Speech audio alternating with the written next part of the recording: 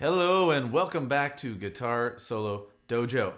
Today we are going to talk about putting a little bit of lateral movement into your playing, okay? So everybody tends to get obsessed with these little scale patterns that we play, and they're all kind of positioned in one spot on the fretboard.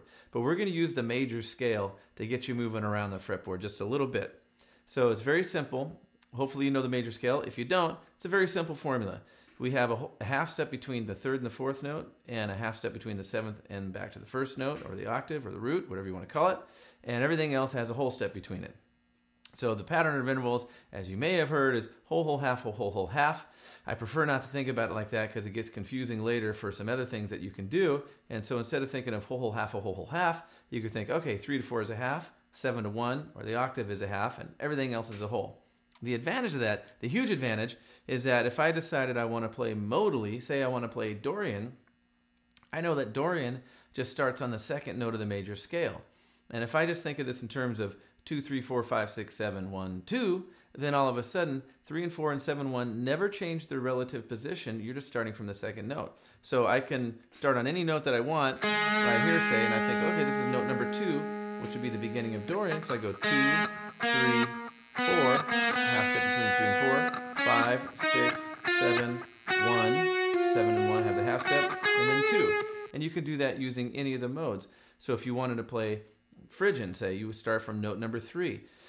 And once again, 3 to 4 and 7 to 1 are just going to be a half step. Everything else falls in line, but you start counting from note number 3. So I can say, okay, I'm going to play Phrygian right here. So this is note number 3. So now this is 3, 4, 5, 6, 7, 1, 2, 3, and so on and so on. So you can do that with any of the modes. We're not going to do that today, but that's the idea. So we're going to just stick with the major scale and how to transition from one spot of the neck maybe to the next part of the neck, or higher up on the neck, lower on the neck, whatever you want to do. So we're just going to take a major scale starting from A, say on the G string here, and we're going to go 1, 2, 3, 4, 5, 6, 7, 1. Okay, so from here, if you're jamming around in this part of the neck, you can just sort of use this to work your way up there if you want to. The creative possibilities are endless, but that's not really what we're going to be talking about today. Anyway, it's not about the creative part, it's more about the functional, the mechanical part of how you're going to do it, and you can add your own creativity later. But one thing I wanted to touch on is doing a cool little whammy bar trick when you're making these transitions. So what we can do is take this and play these notes just like we just did.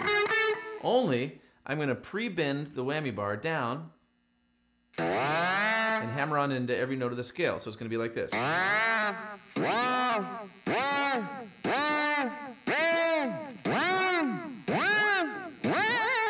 if you're a big fan of Steve Vai, which I am, you'll hear him doing things like that on the album, on some of his albums anyway. Anyway, just a goofy little trick you can do. So the next step in that is saying, okay, we're going to harmonize this scale just a little bit. In other words, we're going to take the root and the third of each position. So you can think of this in terms of your chords in a major key. We have major, minor, minor, major, major, minor, diminished. If you don't know that, that's okay. We'll discuss that later, or you can look it up on your own, and maybe this will make more sense, but eventually you'll get there. So the idea is we know that the one chord's major, and the root of the third is 2 whole steps, or a major third. So we can apply this same idea. So we have a major chord here, just focusing on the root and the third, and then we move up that whole step to 2, and that one's going to be a minor chord, so we get a minor third. And then the 3 chord, another minor third, and all the while I'm really just targeting 1, 2, 3, 4. I'm targeting those root notes so I can see very clearly where I'm moving. So I'm going to go like this. And then to the 2 chord, which is a minor third, the 3 chord, another minor third, the 4 chord, back to a major third, the 5 chord, another major third, the 6 chord, a minor, the 7 chord is diminished, and so that means the root of the third is also a minor third. And then we get back to the 1. So we get this. And you get this cool little double stop run, which you could take that same idea. It'll look differently because of the way the guitar's tuned, but I could go over to the B string. It'd be the same exact idea. And all sorts of fun little exercises. So one other thing.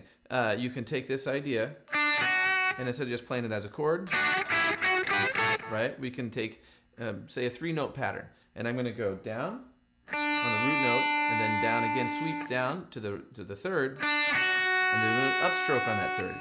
So it looks like this. And that's it. We're going to go like this. And I just did it 4 times, and I can move up.